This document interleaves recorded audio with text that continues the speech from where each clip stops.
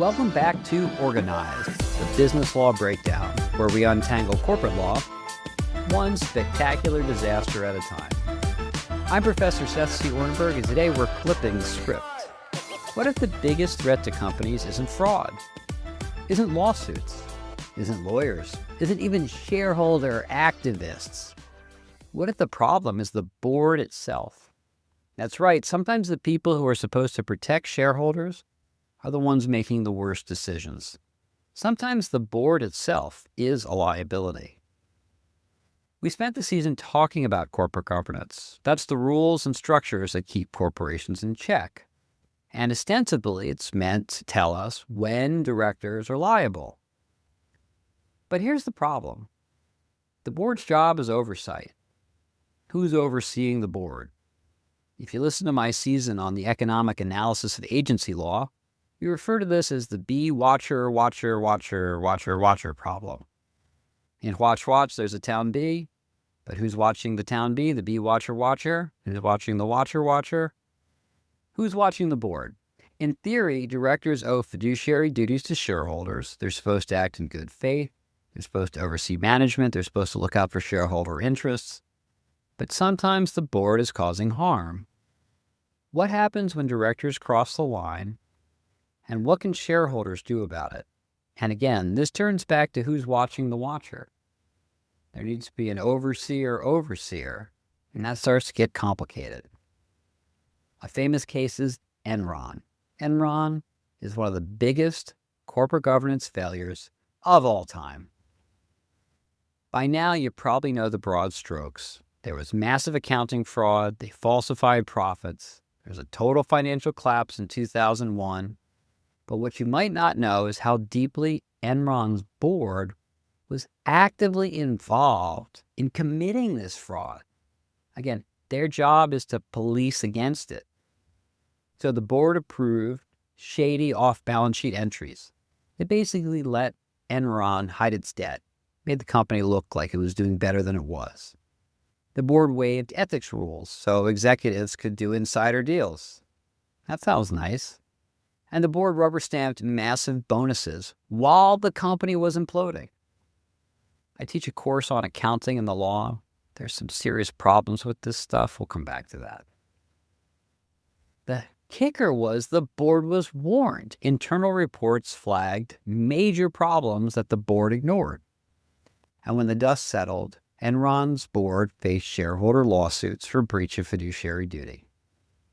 Look, the case actually changed the landscape of corporate law. It led to the Sarbanes-Oxley Act, which put stricter rules on public company boards. And for a moment of digression, I'll tell you, we have fewer public companies because of Enron, because Sarbanes-Oxley made it so expensive that no one wanted to be public anymore. The SEC is trying to address this now, but literally 20-odd years later, the Sarbanes-Oxley Act continues to make being a public company less profitable. And it was all about policing Enron and their boards. So let's talk about a more recent case. When boards protect bad CEOs, because the Wells Fargo case is another one you might remember.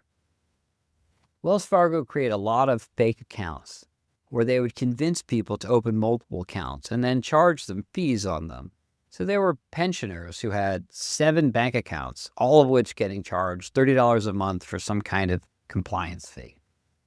Over 3 million fraudulent accounts were opened. And, people were a little ticked off about this because banks are supposed to protect people. Eventually, the board had to force the CEO, John Stumpf, to resign after regulators uncovered massive fraud. They didn't just fire low-level employees. They didn't just fire top executives. They didn't just ignore multiple warnings from internal compliance officers. The board was actively complicit. But they didn't end up going down hard. They only forced Stumpf to resign. In 2020, the U.S. government finally hit the board members with $58 million in personal fines for failing in their oversight duties. It was actually one of the first times directors were held personally accountable for compliance failures, and that's a big deal. What happens when shareholders lose faith? What can shareholders do when the board is a problem? The Wells Fargo case is about enforcement from regulators. But what are the rights that shareholders have in corporate governance when the board is acting nefariously? Well, they can vote directors out, except, as we talked about with our various takeover doctrines, boards are staggered. Only a few seats are up for election every year. Directors are often handpicked by the company. It makes real change slow and difficult. Shareholders can sue, but derivative suits are incredibly hard to win. For one thing, the directors are protected by the business judgment rule, and for another, they can be incredibly expensive. And finally, they can sell their stock. Shareholders can always sell their stock and leave the company, but this can be frustrating because if you dump your stock too late, the damage is done. You sell your stock for less than it's worth than it would have been if the board of directors had done their job.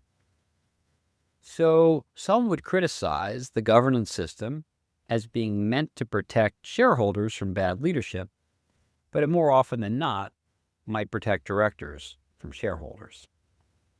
Which leads us to the question of, can corporate governance be fixed? What's the future of corporate governance?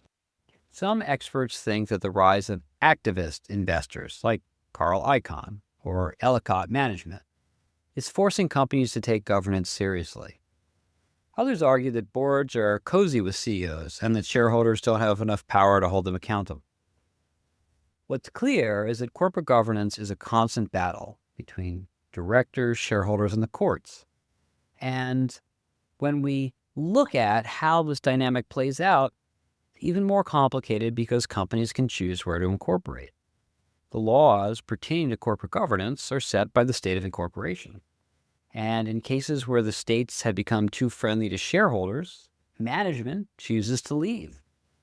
This phenomenon is called Dexit, D-E-X-I-T, exit from Delaware. And it's a real risk that seems to be pushing corporate governance in a direction that favors managers. At least that's the criticism today.